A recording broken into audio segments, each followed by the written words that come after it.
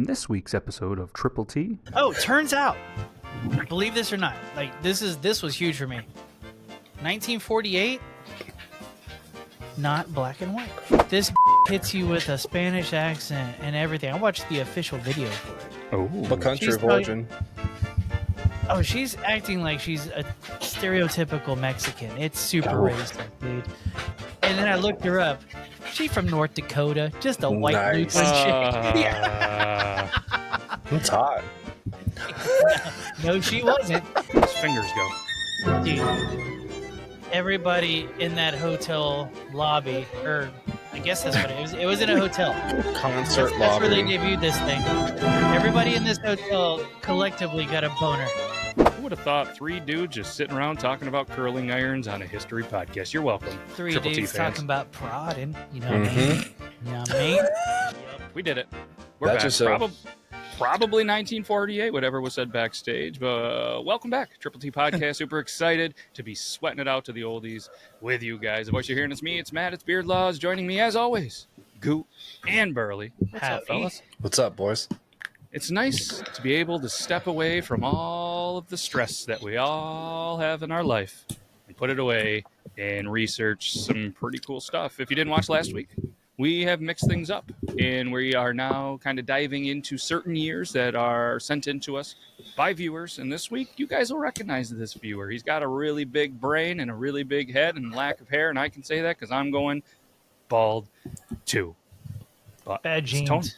It's Tony from the Dude Network, who tried telling me that Ohio was one of the best places to live in the world. It's not even top 40 in the U.S., let alone the world. And I backed it up with some data. We do love you. You backed it up with data? I mean, so sorry to our Ohio listeners. We love you, but not that state. The only thing I like is the joke what has high in the middle of two O's. Ohio. I like the Christmas Story house, but it looks like it's in the demilitarized zone of Ohio. That's the best part. Go there for Christmas and get the fuck out. Yeah. So someone pointed this out to me the other day. The word Ohio is in the shape of a tractor. Oh, I can see that. The wheels and then the... I just saw it. Now you won't be able to unsee it. Hey, that's one cool thing for Ohio. But let's go ahead and show what year we're doing and why we're doing it. And just kind of for some context, I just hit up some random people and said, "Hey, give me a year." Why? Not telling you. Just give me a year. It can be any reason, any time, and you're probably going to see some familiar faces. But either way, again, check these guys out last week. Thank you, Chip. 3 Overs Daily. It's going to be the Dude Network. Make sure you guys check them out. We love them. You should love them. And here is why and what year we picked. The Cleveland Guardians last won a World Series all the way back in 1948 at the Cleveland Indians. A lot of misery. Can feel his pain. Go watch Major League. Yeah, exactly. And that's what we did. Again, no rhyme or reason. Tony from the Dude Network, 1948. And he said that's a lot of misery from them. And maybe the 48 was pretty miserable. Research was a lot harder, I thought, for a lot of us this week. But there's some cool things that did come from it. Whenever you guys are ready, Burley, you got to press that button, and we will travel in time. Tita, and boom. God.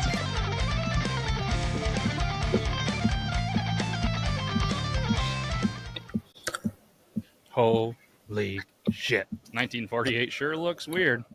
Is that Judy Garland? It's like... That floozy. That floozy. Man. Damn World War II. Yeah, it just ended. Pretty sure Argentina's full of Nazis right now. I would think so. Yeah. I mean, Israel was just created. Israel who? Is a what? Is a fake? But Tony did mention real quick, I guess, that Cleveland won the 1948 World Series. They won it 4-2 over the Boston Braves. It was actually the team's second championship because they won it in 1920. Oof. In case you were wondering how bad Ohio stinks, that fact didn't even show up in my research. Yeah. Yes. So I thought it was cool because, we're not a sports podcast, but I love sports, and I think we all do too. So not only did they win it in Cleveland, the Philadelphia Eagles won back-to-back championships in 48 and 49. They were 9-2-1, 11-1 respectively. F Philly. That's for you, Rob.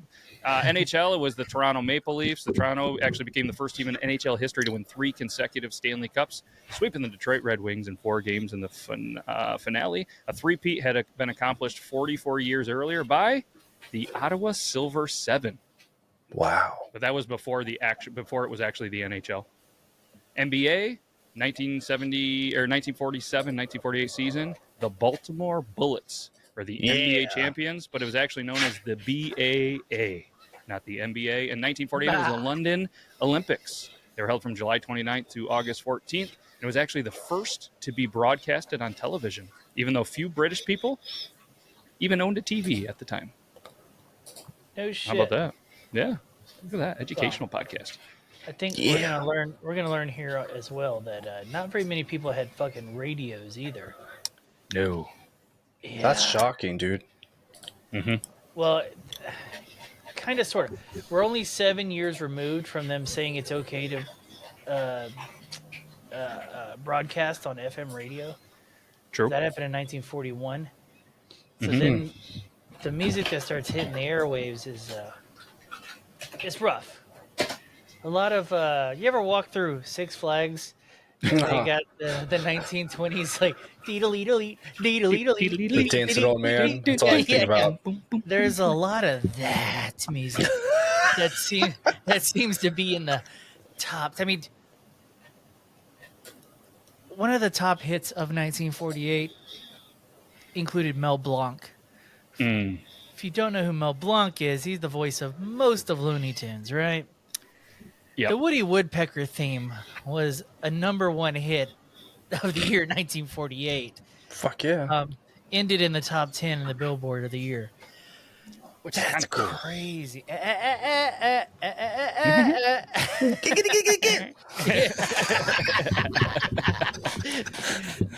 See, Yeah. The Billboard was wild.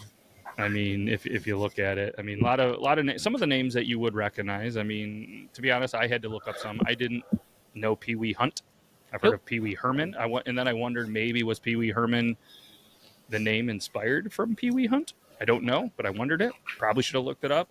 Bing Crosby. I feel like everybody knows Bing Crosby, especially for his holiday music, or at least a lot of people should. Wasn't that the song? In 48, the year-end top singles was "Now Is the Hour," which was him and Ken Darby. There was a few of them on here. I see that you had the hyperlink here. I'm looking at it now, but I saw a few of them that came out this year that like top hit songs or holiday songs. When was the last time a holiday song hit the top of the charts? Don't count Mariah Carey. Best say yeah every December. Yeah, that came out in like 1941 or something. Yeah. I mean, it's been a minute. Yep. And I mean, what's going on over there? Chaos. Is your time machine falling apart over there? I think I'm gonna die. And you call Rick and Morty. Rick! The cats have gone batshit. Oh, Rick!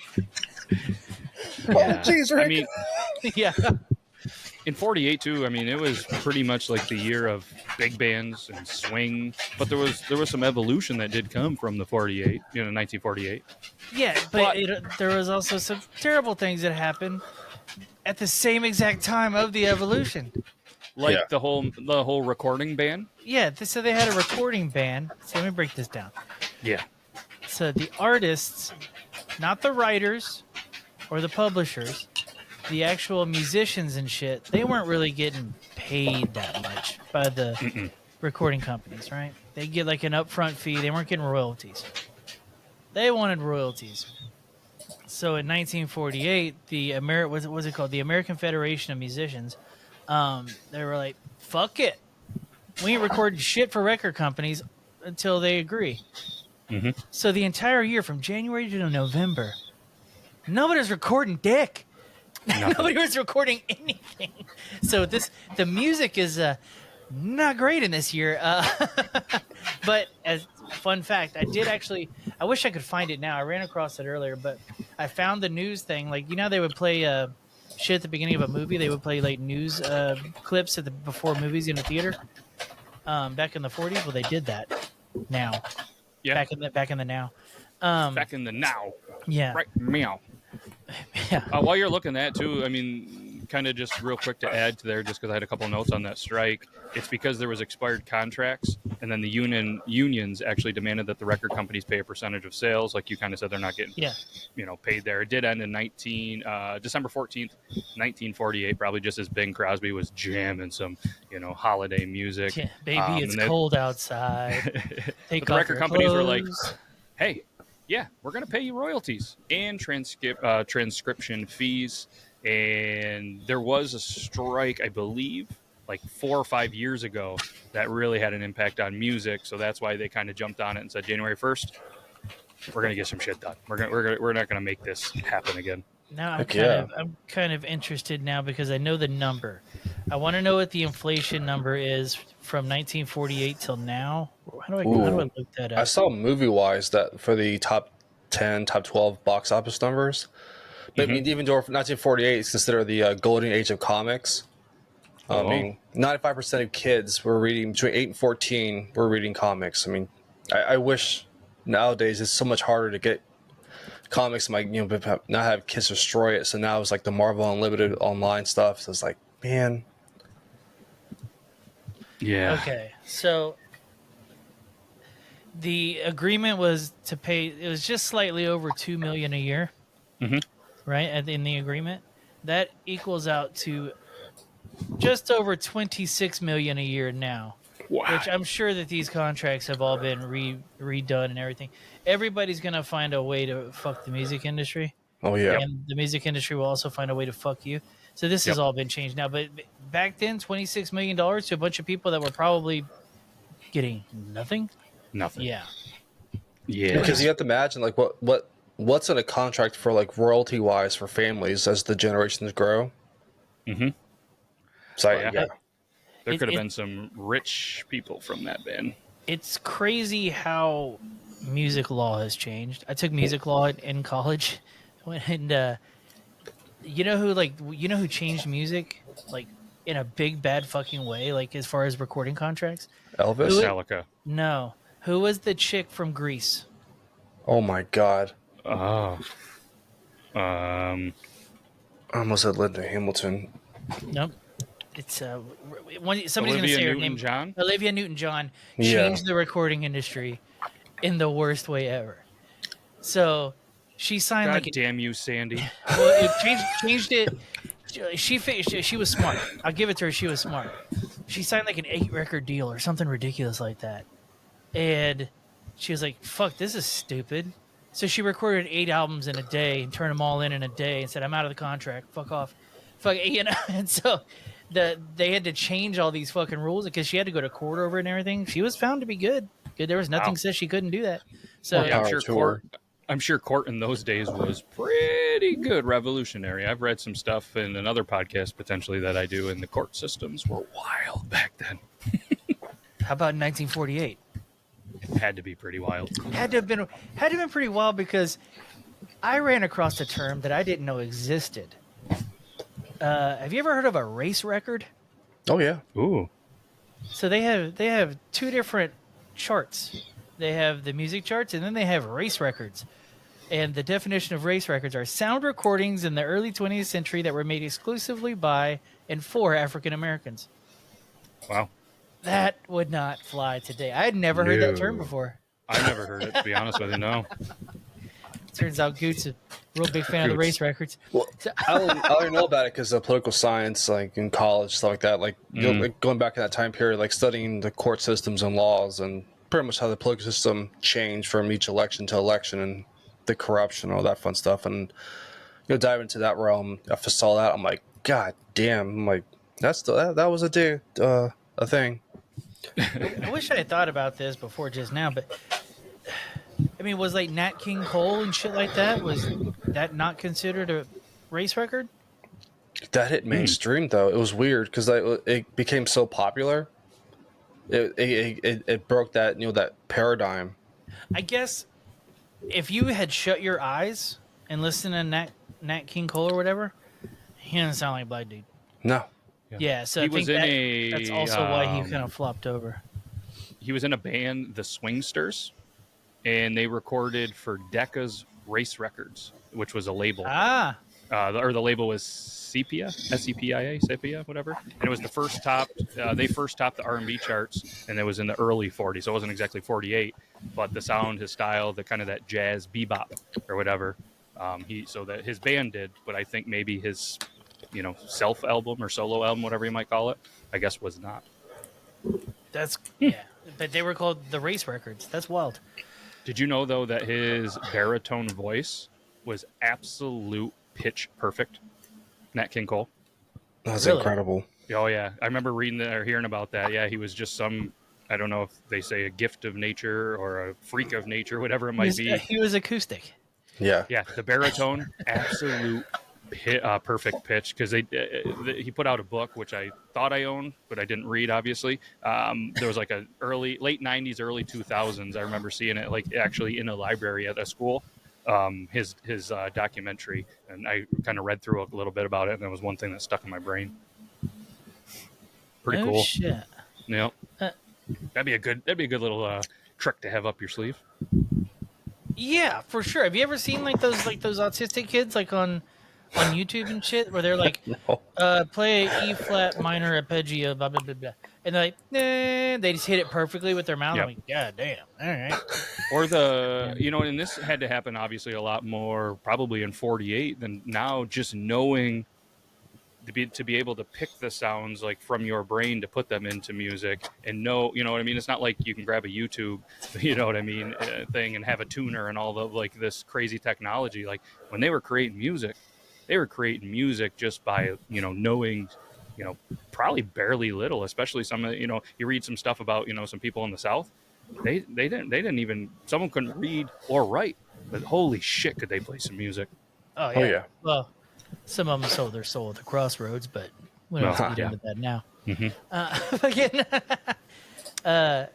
But you want to talk about gigantic inventions and big things coming out? We get the record as we know it today, the album. Yep. So before that, they had those little fucking. Don't do that, Burley. Do that? They had the those little. You know what I'm talking about? The phono. Phonography. What are those little tubes called? Edison invented them. The Edison tubes. Yeah. Anyways, that's how people played music. It's kind of pricey. And if you wanted to get, and it was always fucking classical shit, right? And were they vacuum tubes? Because I remember William Shockley replaced the bulky vacuum tubes that had powered radios and everything like that. I believe the transistor Cylinder? The Edison cylinder? Yeah. The wax cylinder? Yeah, That was there close. was some different changes from there, but the phonograph cylinders. Yes, okay. Yep. I was close. we so- all got there. So if you wanted to, like, say you wanted to hear an orchestral, whatever, they could only hold about 4 minutes tops. Yep. On there, right? So you would have to buy a 5 or 6 bundle of these little fucking cylinders to make it an album. Right, that's where like you would buy an album of these things, right? Mm-hmm. And the term album continued on, but in 1948 they created the 33 1/3 RPM record as we know it today. Micro grooves. So good. What a good sound. They actually fun fact, what a lot of people don't know.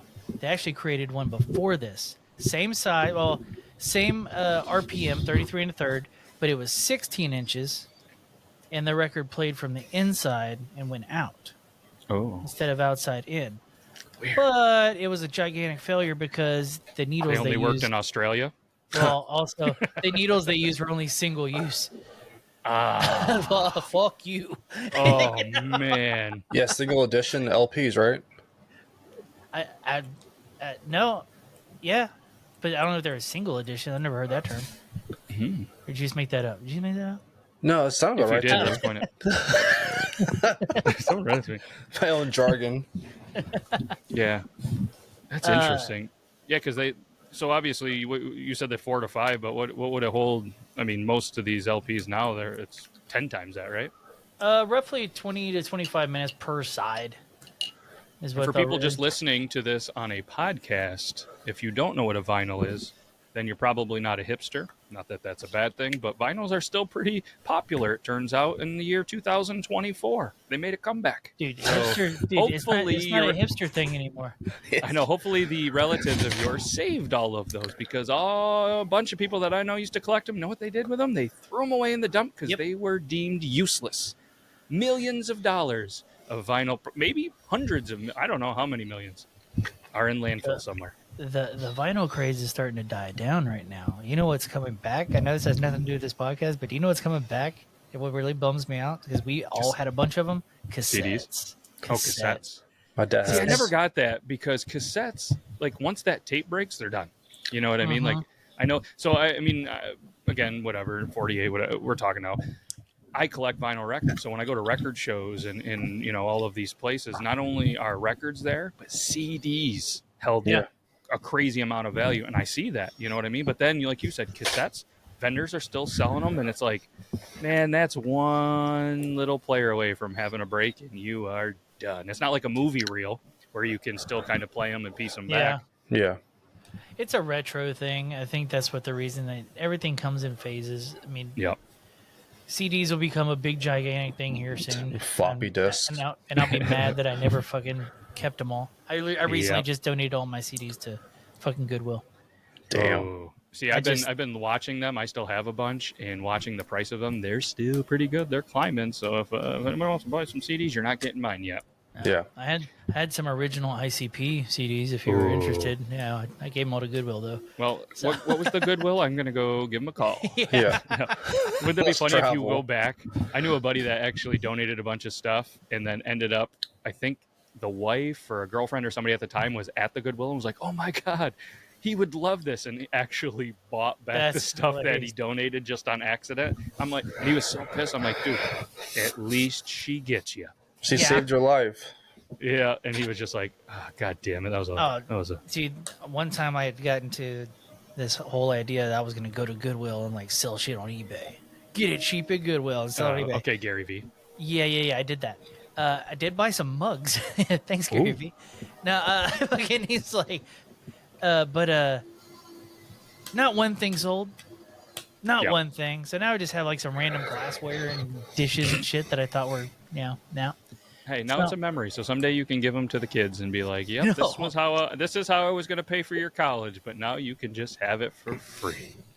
Can I talk about one more invention that I thought was really cool? I wanted you to just do this. This 100% has to be fucking public domain. Can you look up Mendelssohn's Concerto in E minor? This is the very first song ever played on an album in 1948 for everybody.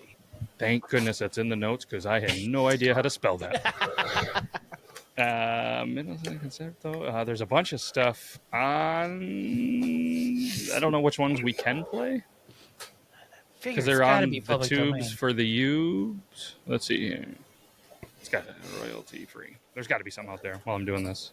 Yeah, I looked up. By the way, I looked up public domain 1948. Mm-hmm. So if it's from 1944 to 1926, it's 100 years to become public domain. From 1946 to I think 1957 or some such shit, it's 110 years. I don't know why it got longer. I don't know what changed. Probably the strike. All right, let's play this. We'll give full credit to the YouTube channel, and we're going to put our creative take on it. That way, you know, the creative rights. Before you press play, I want you to close your eyes. You've never heard an LP before, right? You've never heard a record. Now close your eyes. Take yourself back. I hope this is the right one. Is it Ray Chen? I won't know the difference. I promise you. I hope this is the right one. I just found this. It's 30 minutes long. It's a whole concert, but it says that big word in E minor. Yeah, that works. We'll give him a couple of seconds. That's it. He's my cousin. What? Yeah. So again, this is the let's give the shout out to the YouTube channel Ray Chen. Ray Chen, everybody. Oh, this is the live version.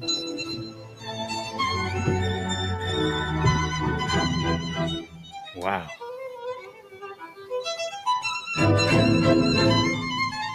Holy shit! Look at his fingers go. Dude, everybody in that hotel lobby, or I guess that's what it was. It was in a hotel. Concert That's where they lobby. debuted this thing. Everybody in this hotel collectively got a boner. I have one right now. Yeah. Shredded.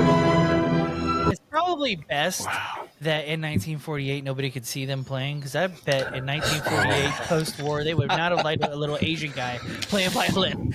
Yeah. Different times in the 40s. Things get a lot different in 2024. Just letting you guys know. We're just doing it gets better campaign. Yeah. That's so depressing. Oh man, it is. How old would somebody be if they were born in 1948? 76, right? So, yeah, I've got a list of a few famous people that were born in 1948. Oh, hit it with that, and then I want to bring up an invention that I think we have to talk about. Okay. Ronnie Van Zant, Leonard Skinner, Okay. Kenny Loggins, Ooh. John Carpenter, the director. Yeah. Oh shit. Rick James, bitch. Oh, wow. 76. Rest in peace.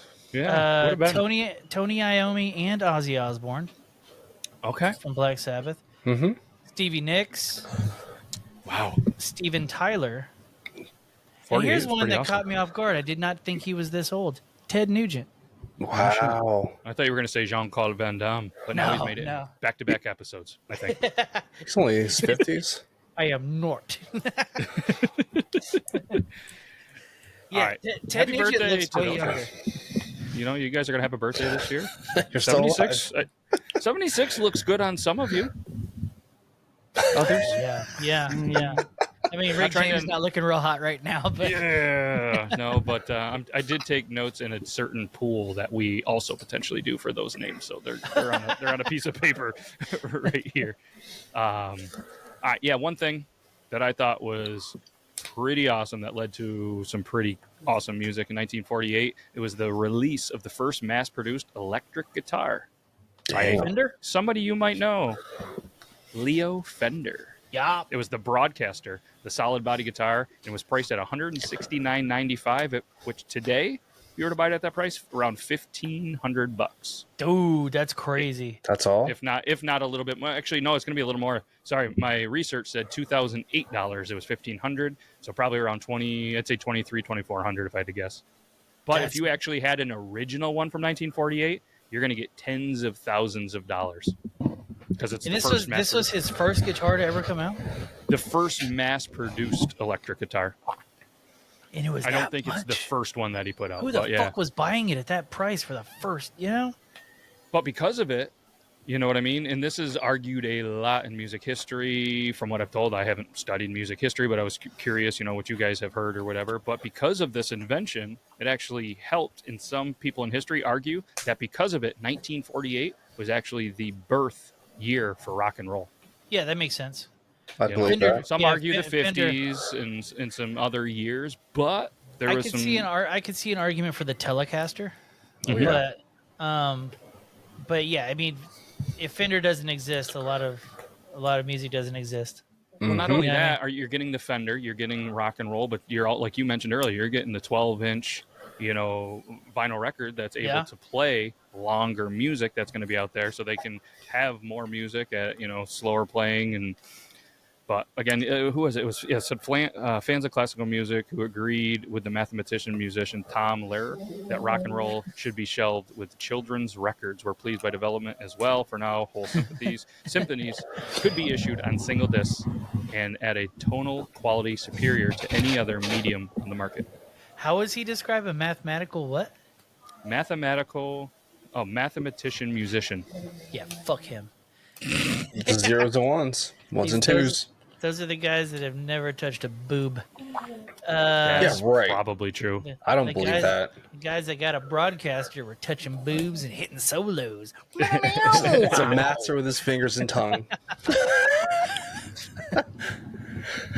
Yep. And then they said that as important as the electric guitar invention, a third innovation of 1948 brought rock and roll within hearing of anyone with ears, even the listener might be far from Detroit all the way to Mississippi Delta. The transistor, patented by Bell Labs researchers John Bardeen, Walter H. Breton, and William Shockley, because that's what replaced those bulky vacuum tubes that had powered radios and televisions up until that time. I know that name, William Shockley. I may want to know him. William Shockley. You're thinking William Shatner. No, he was not on the plane. Twilight He Zone. was a inventor, physicist, eugenicist. He was the manager of a research he was group. into eugenics. Okay. Yep, eugenics. That's how you say that. He was born in 1910, passed away in 89. Oof. You know who else died? Babe Ruth died. Yes, all. In 48?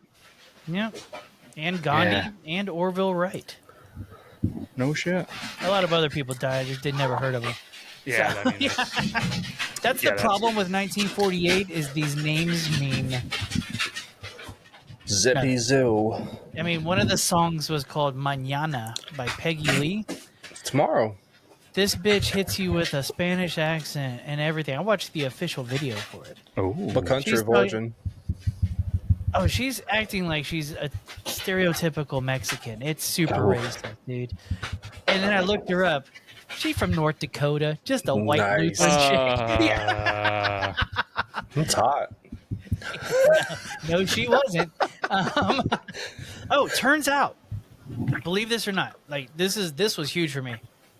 1948, not black and white. There's the three top movies were black and white. The No, top but like grossing movies. life was not black and white. Oh my Like, god, yeah. There were people it's colorful here. It's just like nowadays. I don't know. I thought it was funny. Priceless. Fuck both of y'all. That is funny. Yeah, No, that's good. You can't That's hit good. home runs if you don't swing at everything. I think, didn't Babe Ruth say that? Yeah, he fucking fat fuck died. Yeah. I mean, the guy was pounding hot dogs, beer, and women. 64-ounce beers at lunch.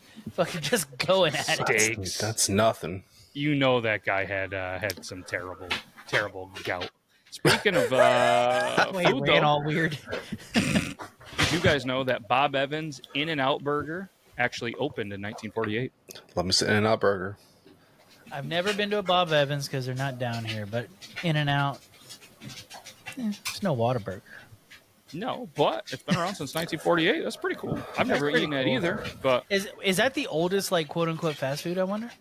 No. In-N-Out? can't be. McDonald's is earlier. You think That so? was 1932, Yeah. I believe. Yeah, boy.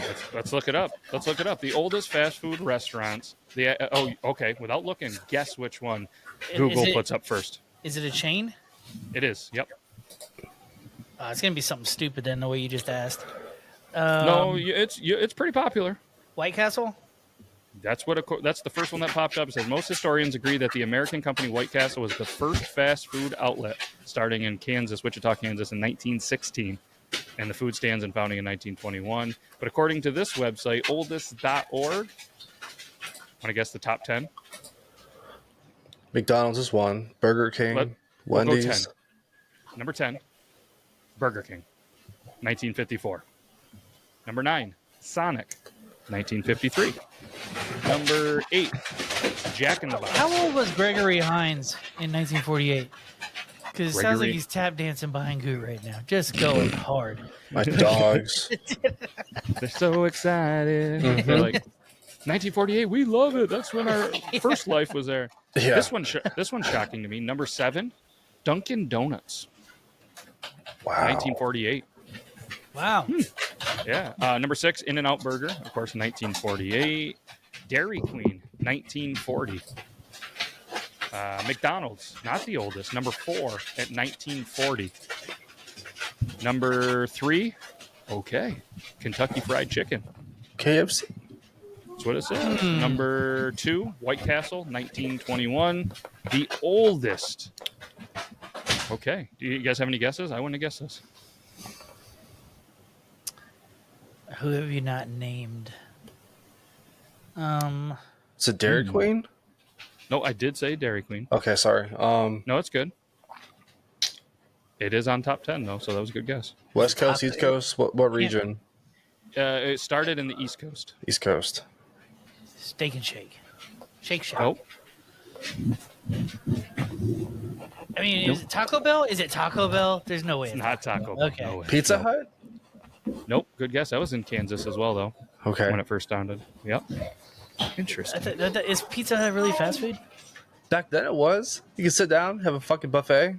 You're sitting down. It's not fast food. But the food came to you fast. Yeah. Fuck.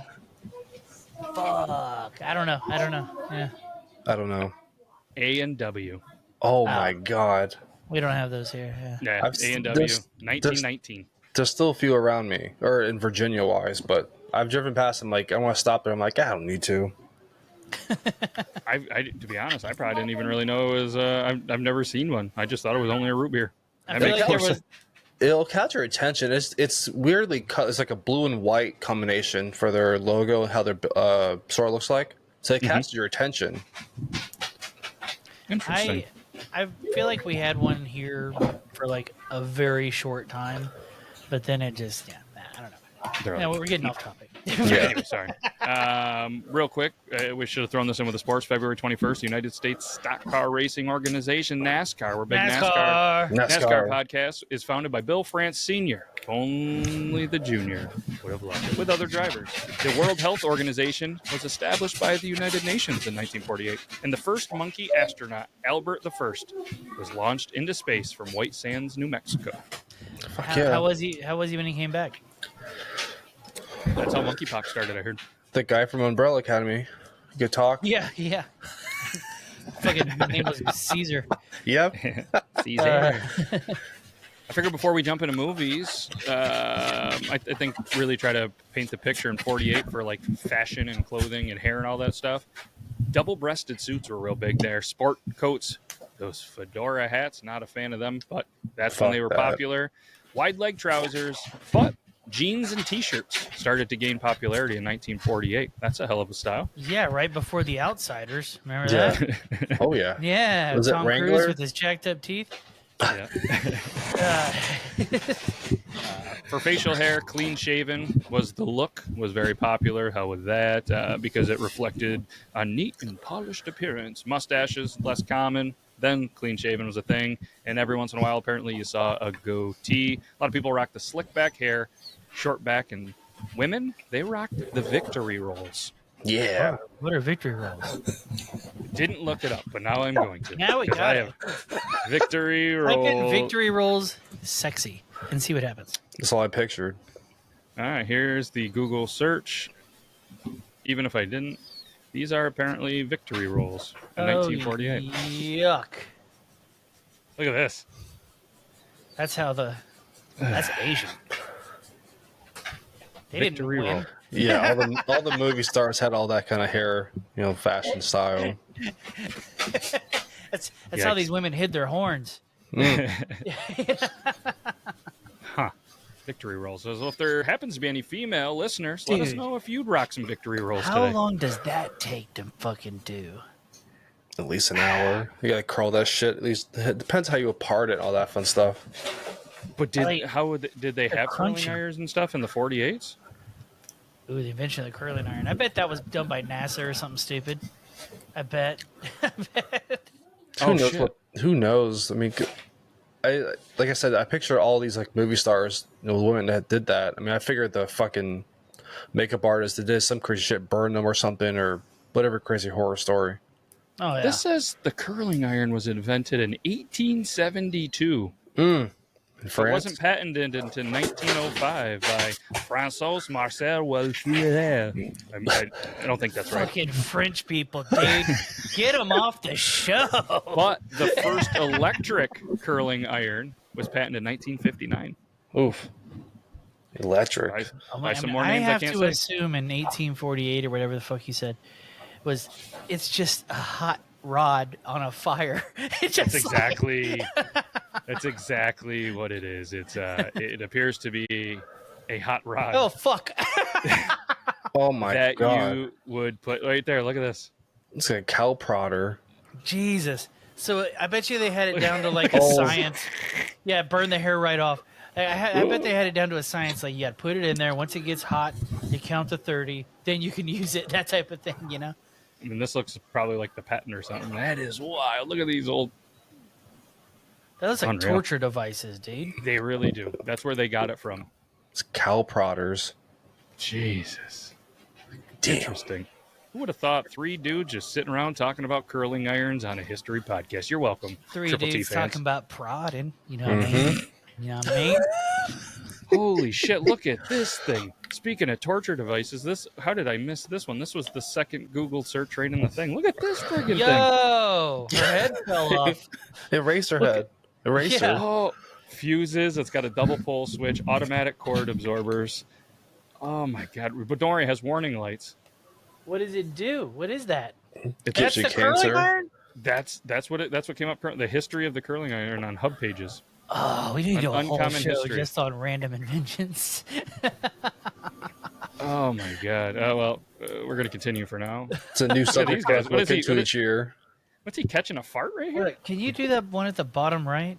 Is that like a custom bone handle fucking situation right there? It That's is. sacrificial. You know, that was expensive as shit. You are kidding. This Custom might made. actually be bones that were used for hair. Yeah. Damn. It's my great grandma's femur. God damn. All right. Oh man, I want to look at curling irons all day.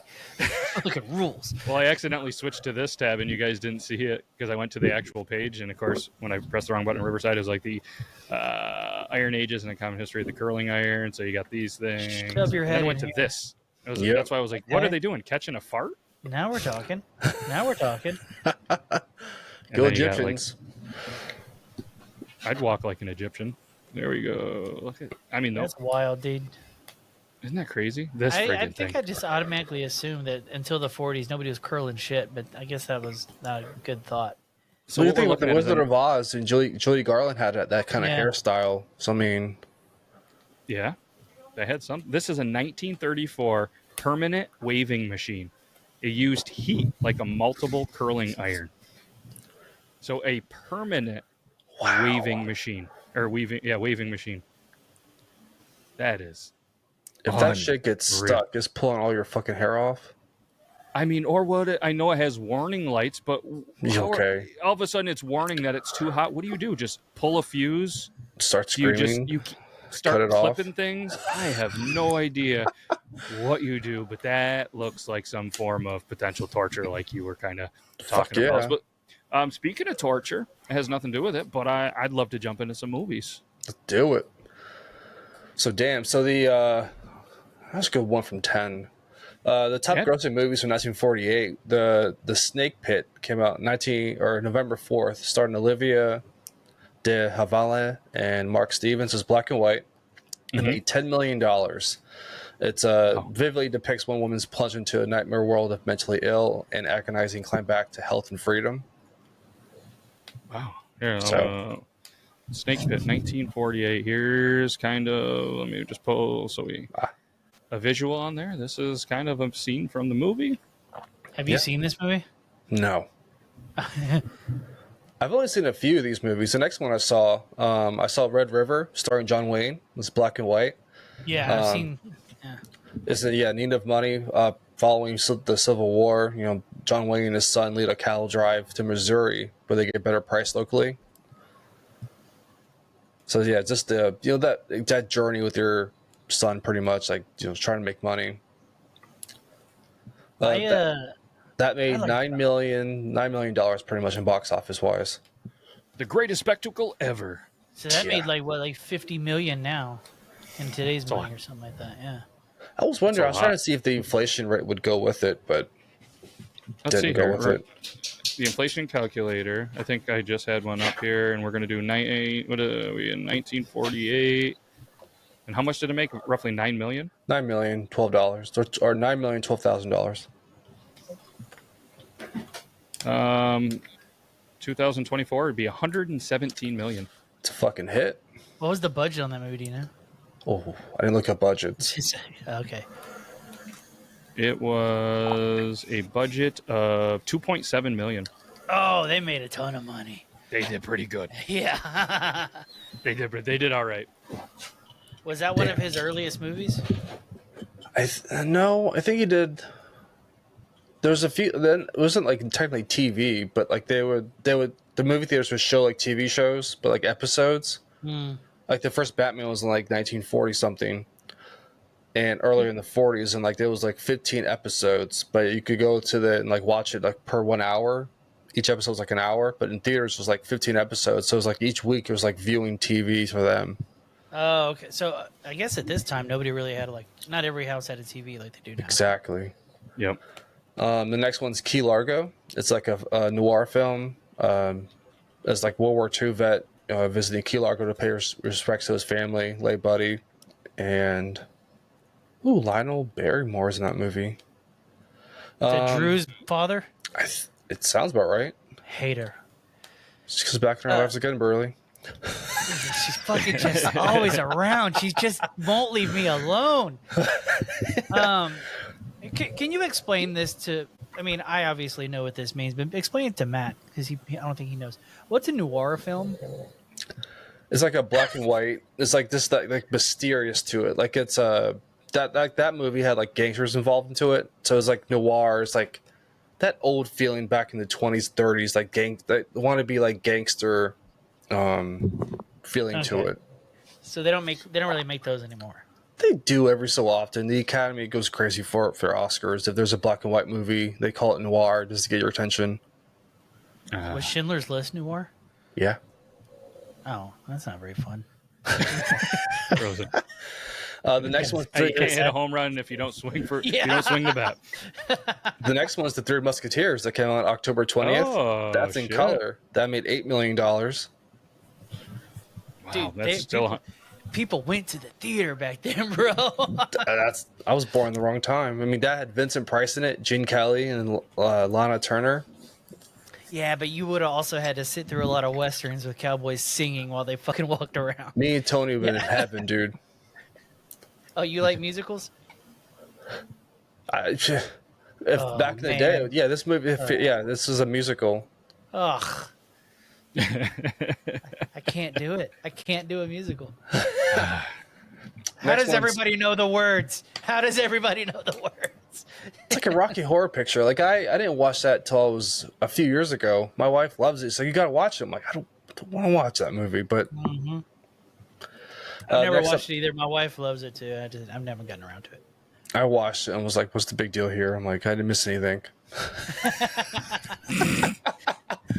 Next up, you have Easter Parade, starring Judy Garland and Fred Astaire. That's in color as well. It's another lavish musical. Pretty much these two people who do dancing, like musical Broadway type of show. Judy and the main guy falls in love. That's pretty much it. That made $6,800,000. Judy Garland was pretty hot.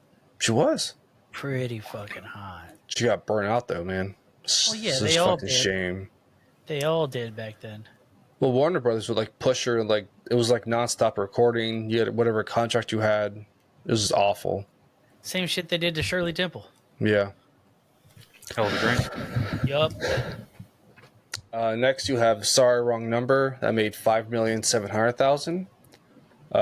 Due to a telephone glitch, a controlling hairless confined to a wheelchair overhears a conversation about a plan to kill a woman, and pretty much goes from there, trying to get the police to help her in a scheme to sell pharmaceuticals off the black market. There's a huge Jesus.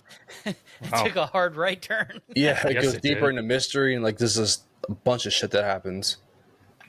Look at he's like getting ready to backhand her. Yeah. That was okay back then. It was allowed. So yeah, that made $5,700,000. Next up, you have Yellow Sky. He's rocking a double-breasted suit. Just throwing that out there. That's what it is. Have y'all ever worn one of those? No. They're too. I've always seen them too hot, too heavy. I had to wear one for a wedding. It's rough. Oof. I felt like what was his name? Steve Harvey. That's how I felt. I bet. So, geez. Next up, you have Yellow Sky. Came out December 25th, Christmas, starring Gregory Peck, Richard Widmark, and Ann Baxter. It's in color. Not there. I know said it was in color. Could have been. I mean, I'm just clicking some Google images. I don't know. The YouTube clip, the trailer was in color. Cielo Amarillo. This was a race movie. Oh, that's what's selling tickets. Yeah. It was actually a thug movie based on like a kind of like a western. The coolest thug in the gang learns of two locals that has gold nearby, decides this scheme to knock off the people to get it. Violent power struggle. Gold makes people do some funny things. Yeah, man. Who's next? Gonna wrap this up. The next one that was a fun one for me was the pirate that had Judy Garland and Gene Kelly. Pretty much a pirate comes into this ex-pirate in hiding, comes out, and he's trying to find Judy Garland, and he gets condemned for death for pirate crimes. It's a love story that made $2,956,000. So it's always about love, or being a gangster, or feeling like singing. I'm surprised more of these movies weren't like in like World War II. I think there's one on the list that came from like after like the events of World War II. I mean, probably too soon, right? I guess they're trying to get all the stories from it. I don't know. Not a lot of good songs to sing during a World War II epic. We're dropping the bomb now.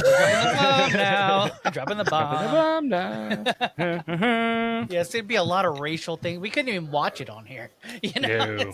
Yeah. In 2024, we couldn't even talk about it. Yeah, it's what. It did happen. We just decided not to talk about it. How about that? Yeah. Or it's still alive with the older people who have dementia and Alzheimer's. Yeah. It's true. That is true. Hell of a thing. Do you think we should travel back and say our goodbyes? I think so. Let me fire this fucking thing up. All right, fire it up. Crank it up.